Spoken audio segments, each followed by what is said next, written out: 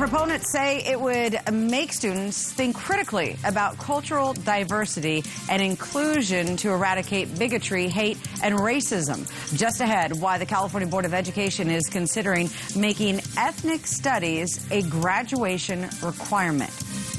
The California Board of Education has drafted an ethnic studies curriculum that could become a graduation requirement for high school and university students. It was drafted by the advisory committee of mostly K through 12 teachers, and the stated purpose is to have students think critically about cultural diversity and inclusion in order to eradicate bigotry, hate, and racism. But as KUSI's Steve Bosch reports, critics say its focus is more on propaganda than education. Here is some of what this committee is proposing for updating the ethnic studies curriculum.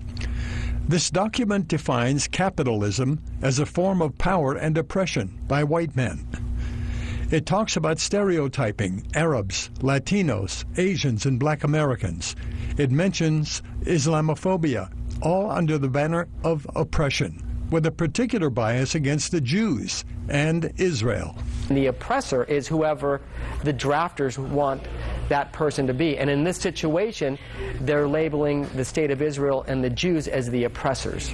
Mark Powell is vice president of the County Board of Education and a Jew.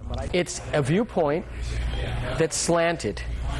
It's a viewpoint that's one-sided. In the entire curriculum, there's no mention of anti-Semitism. Ironic, because anti-Semitism accounts for half of all hate crimes. The drafters, the people who drafted this, the committees, they intentionally had to have left this out, because there's no way you can live in this country and know that anti-Semitism doesn't exist.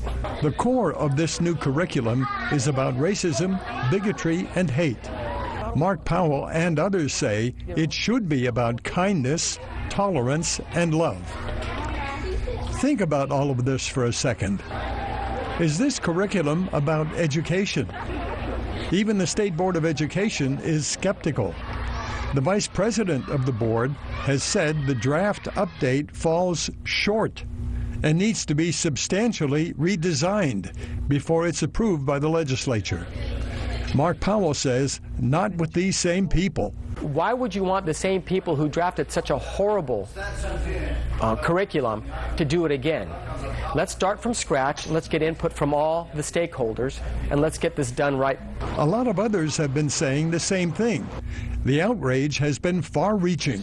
Whether it should be mandated as a requirement for high school, that's between parents, teachers, and educators. Ethnic studies have been part of education ever since colonial America became the melting pot, and it's always been a target to be politicized. This is more far-reaching, because instead of politicizing it, it's indoctrinating students to a particular belief or subscription to something that is just not true.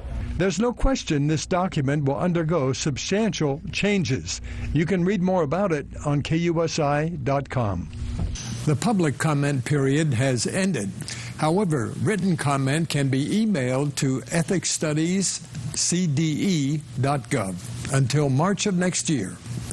Steve Bosch, KUSI News.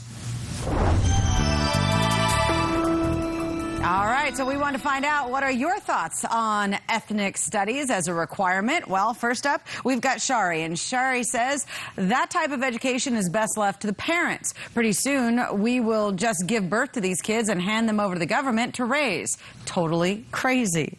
Jeff adds in, we live in a multicultural, multiracial world. Obviously, kids are learning misinformation from TV, religion, and parents. It's good to get it all taught in an unbiased manner. Kids can still be biased, but at least it will not be out of ignorance. All right. And last up tonight, we've got Eric. Eric says, what about a course in finances, life skills, and work ethic? Very interesting. All right. We want to thank you for your comments. You can continue the conversation on our KUSI Twitter or Facebook page.